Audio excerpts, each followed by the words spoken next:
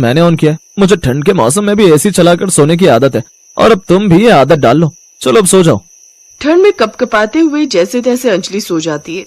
अगली सुबह गर्मा गर्म अदरक वाली चाय बनाकर वो अपने सास ससुर के कमरे में ले जाती है, जहाँ उसके सास ससुर भी एसी चलाकर सो रहे थे।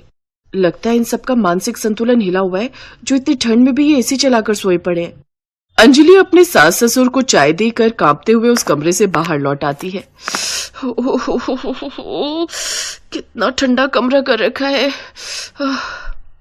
कुछ देर बाद अंजलि अपनी पहली रसोई बनाकर सबको परोसती है। सभी लोग सर्दियों के गर्म कपड़ों में लिपटे हुए होते हैं, जिन्हें देख अंजलि कहती है, अगर आप लोगों को इतनी ठंड लगती है तो रात को एसी चलाकर क्यों सोते हो?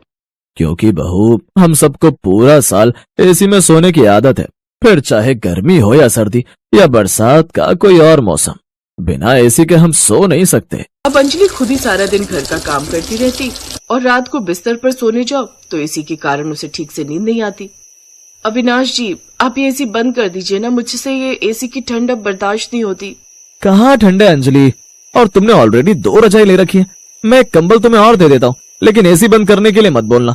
तुम तो दिन में भी आराम कर लोगी, लेकिन मुझे तो ऑफिस जाना है ना, मुझे ऐसे नींद नहीं आएगी बिना एसी के। अंजलि का पति उसकी एक नहीं सुनता, जिसका नतीजा ये हुआ कि अगले दिन से अंजलि को ढेर सारी छींकें आने लगी। ठंडा नाश्ता करके तो मेरे दांत ही बजने लगे। अभी तो देखते जाइए आगे आगे होता है क्या। फिर अगले दिन अंजलि सभी के सारे गर्म कपड़े एक साथ धो देती है, जिसके बाद ससुराल वालों के पास एक भी गर्म कपड़ा पहनने के लिए नहीं होता, जिसके चलते सब ठंड से ठिठुरते हुए कहते हैं, बहू, मेरी एक भी गर्म शॉल और स्वेटर नहीं मिल रहा, मेरे सभी गर्म कपड़े कहाँ हैं? हाँ भाभी, मेरी भी कोई सॉक्स, कैप या स्वेटर नहीं मिल रही है। मेरी अलमारी में भी मेरी लोई और गर्म टोपी नहीं है। अंजलि, मेरी भी जैकेट, जीन्स कुछ भी नहीं है।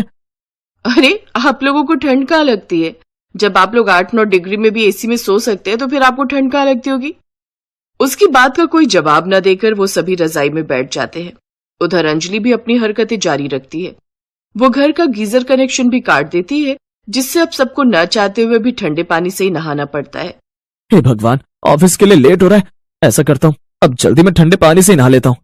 अविनाश ठंडे पानी से ही नहा लेता है। मेरी तो समझ में नहीं आ रहा, सबका गीजर एक साथ कैसे खराब हो गया। अगर आप लोग एक और बार एसी में सोए तो फिर कभी उठ नहीं पाएंगे। उन सबको जल्दी से अस्पताल ले जाकर आईसीयू में एडमिट कर दिया जाता है। 2-3 दिन हॉस्पिटल में रखने के बाद उनको डिस्चार्ज कर दिया जाता है। घर आते ही अविनाश सबसे पहले एसी का तार निकाल देता है। अरे, ये क्या कर रहे हैं आप? ऐसे तो एसी चलेगा ही नहीं। हाँ तो हम लोग पागल थोड़ी ना है जो एसी ठंडी के मौसम में भी चलाकर सोएंगे।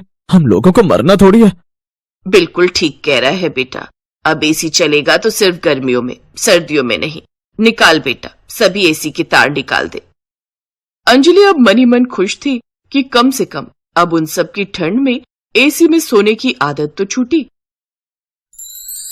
Thanks for watching.